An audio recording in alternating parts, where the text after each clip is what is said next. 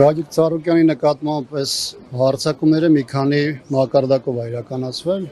Առաջինը դա ընտրական շրջափուլում էր, երբ որ իրականացվել բավականին ագրեսիվ եւ անթույլատրելի քարոզություն եւ խիստ անձնավորված ձևով։ Երկրորդը դա Բարգավաճ Հայաստան կուսակցության հետ տեղի ունեցածն էր, որը ցերեկով ըստ էության խլվեց ժողովրդի տված քվեն եւ բացարձակ ապօրինությունների ճանապարհով Բարգավաճ Հայաստանին թույլ չտրվեց մուտք գործել խորհրդարան։ Եվ երրորդ մակարդակը հիմա է դրսևորվում, երբ որ մի կողմից քաղաքական հարձակումներ են տեղի ունենում Բարգավաճ Հայաստանի ղեկավարի նկատմամբ եւ զուգահեռ հարթության մեջ նաեւ Հայաստանում շատ ընդգծված ձևով տեղի ունենում նաեւ սեփականության վերաբաշխում։ Սա իդեպ տեղի ունենում նաև միջազգային հանրության լռության պայմաններում ու սա մի գործընթաց է, որոնք որպես կանոն մշտապես տարբեր միջազգային կազմակերպություններ, կառույցներ, նաև տարբեր դերակատարներ, որոնք իրենց ներկայացնում են որպես ժողովրդավարության ջատագովներ, մշտապես հանդես են եկել այդ դիրքերից, հաստատի հայաստանյան այս ընտրական ցիկլում, հետընտրական այդ թվում հետընտրական ժամանակահատվածում չկա որևէ լուրջ հակազդեցություն եւ ըստ էության սրանով նաեւ ցույց է տրվում Հայաստանում տեղի ունեցող քաղաքական գործընթացների եւ աշխարհաքաղաքական ֆոնը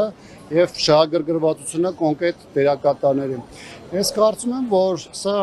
թեև այս բան տեղի ունում Գագիկ Ծառուկյանի դեմ, բայց եւ քաղաքական առումով եւ նաեւ տնտեսական առումով սա շատ բավականին լուրջ ազդակ է նաեւ ներսի դրսի բոլոր այն ներդրողների համար, որոնք Հայաստանում կամ ունեն ներդրումներ, կամ պատրաստվում են որևէ փուլում անել, որովհետև բոլորի համար ակնհայտ է, որ կարող է լինել ցանկացած իրավիճակ, երբ որ անկախ իրավիճակից իշխանությանը, եթե այդ բան լինի նպատակարար, ապա ցանկացած մարդու ներսի կամ դրսի ներդրողի ունեցվածք կամ կարողություն կարող է պարզապես կամ խլվել կամ խոչընդոտվել դրանց գործունեությունը։ Քաղաքական առումով սա նաև որոշակի ազդակ է հանրության առայն, որ մեր երկրում այլակարգությունը ընդհանուր միջև անազատության կարող է դասվել եւ այս պարագայում բնականաբար իշխանությունը իր համար որոշակի խաղի դաշտ է ձևավորում առաջիկա տարիների քաղաքական գործունեության մասով։ Նախընտրական քարոզարշավի ժամանակ ինչպես Նիկոլ Փաշինյանը ինչ հայտարարություն կատարեց եւ Սերժ Սարգսյանի եւ Ռոբերտ Քոչարյանի եւ Զավել Կարապետյանի եւ Գագիկ Ծառուկյանի վերաբերյալ սա կարող ենք դիտարկել, որ այդ գործողությունների նախերգանքն է եւ հասնելու է ինչպես Ռոբերտ Քոչարյանին, այնպես Սերժ Սարգսյանի եւ Զավել Կարապետյանին, որ կարող են կազմակերպել։ Տարբեր փուլերում մենք ականատես ենք եղել այնպիսի գործընթացի, երբ որ քաղաքական տարբեր ամբիոններից, խորհրդանից կամ խորհրդանից դուրս հայտարարվել է կոնկրետ քաղաքական թիրախի մասին,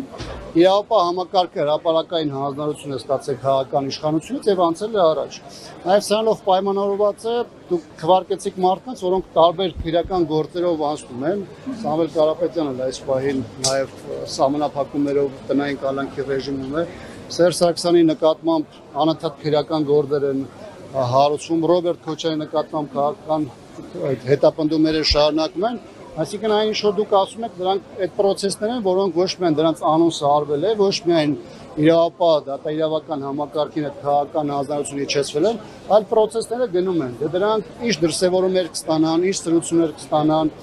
կալանավորումները ինչպիսի շարք կունենան, դա արդեն երևի կախված է թե իշխանությունը որ պահին, որ իրավիճակում, որ առաջնահերթ կամարի։ Այս պահին խնդիրը երկու մասով է արտահայտված եղել։ Մի կողմից ամեն ինչ անելու, որպեսզի Բարգավաճ Հայաստանը մուտք չգործի խորհրդարան եւ ըստ այդմ խորհրդանի ներսում իրի դասավորությունը չփոխի, եւ երկրորդը ցույց տալ, որ ցանկացած ուժ, որը կփորձի խնդիր ստեղծել իշխանության համար,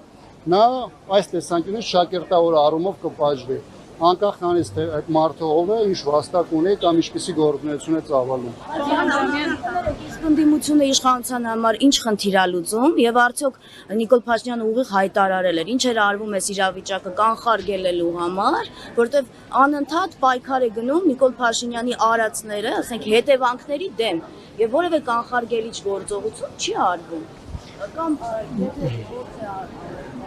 առանձին ճակատներով հաղորդություններ կատարել, ինչու է անհրաժեշտության սակայն։ Ես այդ լիովին համաձայն եմ, որ մեր գլխավոր խնդիրը ընդդիմադիր դաշտում այն է, որ շատ ժամանակ պայքարը գնում է դրա հետևանքների մասով, այլ ոչ թե պատճառների վերացման։ Իհարկե գլխավոր խնդիրը, որը կարող է կանխել մեր երկրում օրինակ զարգացումները, դա պարզապես իշխանափոխության իրականացումն է։ Իշխանափոխության իրականացման գործընթացը այս պահին կարծես թե մտել է մի այնպիսի փոլ հետընտրական ժամանակահատվածում, երբ որ եթե 6 ամիս առաջ որոշակի սպասումներ կար, քաղաքական ուժերը դրան կապում են ավելի շատ ընտրական պրոցեսների հետ, ապա այս պահին հետընտրական ժամանակահատվածում բնականաբար քաղաքական դասավորությունները պետք է փոխվեն, որովհետև ձևավորվել է նոր իրավիճակ, դա այսօրվա խորհրդանում արկա իրերի դասավորությունն է եւ ԿՊ-ի ստացած նոր հնարավորությունները կամ վերարտադրման հնարավորությունները եւ բնականաբար նույն ձևով, նույն տեմպով շարժվելու իրավունք եւ հնարավորություն ընդդիմությունը պարզապես չունի։ Պետք է այս պահին լիովին գիտակցել իրավիճակի ողջ լրջությունը,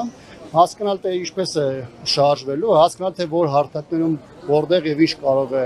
իրականացնել եւ շարժվել այլ ուղղությամբ։ Եթե այդ քայլերը չիրականացվեն, բնականաբար այս տիպի միջադեպերը կշարունակեն, մարդիկ կշարունակեն մնալ անազատության մեջ, իսկ մեր երկրում էլ կունենանք այն իրավիճակ, ինչ որ եղել է։ Մի իշխանություն, որը բացառապես ծառայում է այլուր շահերին։ Ինչու այքար չկա, եթե քաղաքական հետապնդումները, եթե ապօրինի անազատության մեջ են գտնվում, ինչու քաղաքական շարժում Գիտեք, մեկ բան շատ հստակ կարող եմ ասել, համարել, որ միայն խորհրդանով կամ խորհրդանի միջոցով կարելի է խնդիրները լուծել, իշխանափոխության կամ իշխանության համար իրական դիմադրություն ստեղծելու առումով բնականաբար այդպես չէ, այսինքն երկու ուղղություն էլ եւ փողոցը եւ խորհրդարանը ոչ միայն պետք է արդյունավետ գործեն, այլ դրանք պետք է իրենց քայլերում լինեն ներդաշնակեցված, անկախ այն հանգամանքից, որ քաղաքական տարբեր ուժեր երեք, հիմա կամ վաղը ունենալու են տարբեր հարցերի շուրջ տարբեր մոտեցումներ, բայց կարծում եմ կան գլխավոր ռազմավարական ուղղություններ, որոնց մասով շահերը պետք է որ իրական դիմադրի ուժերի համընկնի եւ դա հնարավորություն ստեղծի այս եւ մնացած բոլոր հարցերում հանդես գալ մեկ ընդհանուր դիրքերից։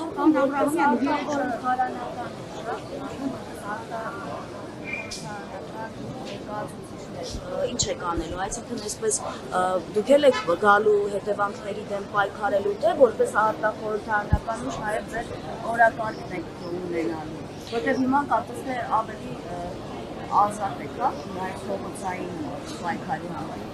Ես չեմ կարծում, թե խորհրդանական գործունեությունը մեր կամ որևէ այլ ուժի համար որևէ սահմանափակում է ստեղծում խորհրդանից դուրս ազատորեն գործելու առումով, հատկապես որ 21-ից 26 ժամանակահատվածում բոլոր փողոցային ակտիվ շարժումներում հանրապետական եղել է առաջին շարքերում։ Բայց այդտեղ գլխավոր հարցը հետևյալն է, անկախ նրանից թե ուժերը խորհրդանում ներկայացված են, թե ներկայացված չեն, ինչպիսի ընդհանուր օրակարգով են գործելու։ Որովհետև առանձին բոլորի ընդհանուր ռետորաբանությունը, խոսքը, բառապաշարը որոշակի փոփոխությունները ընդհանուր առմամբ նույնն է եւ կարծես թե պայքարը նույն թիրախի ուղղությամբ է, բայց միասնական առումով միջոցառումների, տարբեր կազմակերպված նախաձեռնությունների իրականացման առումով մենք ստեղ ունենք իհարկե լրջագույն խնդիրներ եւ դա է պատճառը, որ 20 թվականից ու հետո ունեցանք 21, ունեցանք 26 եւ հիմա էլ հետընտրական զարգացումների համատեքստում ավելի շատ խոսվում է քաղաքբանտարկյալների, նոր ձերբակալվածների, այլ ոչ թե մեր այն իրական խնդրի մասին, որի ուղղությամբ պարզապես աշխատել ենք այս ընթացքում։ Գալիս Սարդանին առնչվող այս բարությունը ուղիղ ասում են նաև քաղաքացիները։ Օրինակ երեք առնչվում բողոքի ակցիա իրականացնողներն ասում են, ինչով ենք մեղավորում ենք մեր քաղաքական հայացքների համար, եթե հավասարապես հարկավոր ենք պետությանը։ Եվ նրանցից ոմանք այլևս գործելու հնարավորություն չունեն։ Այս հարցն են կարծում եւ հիշատակում են, որ հենց իրենց վճարած հարկերի շնորհիվ է դպրոց կառուցվում, կենսաթոշակ բարձրացում։ Ես կխնդրեմ դեր արձագանք այս քաղաքացիների հարցին։ Գիտեք, մարդը ընդհանրապես մարդկային կապիտալ այս իշխանության համար որևէ արժեք չունի։ Իր համար կան դրված նպատակներ, իսկ այդ նպատակի համար ամենաանթույլատրելի, ամենահամբարոյական, ոչ օրինական միջոցները այստեղ կիրառվում է եւ իշխանության համար ընդհանրապես հետաքրքիր չէ, թե մեկը աշխատում է, չի աշխատում, իր ընտանիք գումար տանում է, թե չի տանում։ Այս իշխանության պարագայում այդ մարտկային գործուն այստեղ ընդհանրապես հաշվի առնելու անհրաժեշտություն չկա, որտեղ այս 8 տարիները ցույց են տվել, որ իր համար կա մեկ նպատակ, դա իշխանությունը հնարավորինս երկար պահելն է եւ դրան հասնելու ճանապարհին բոլոր քայլերը ձեռնարկվում են։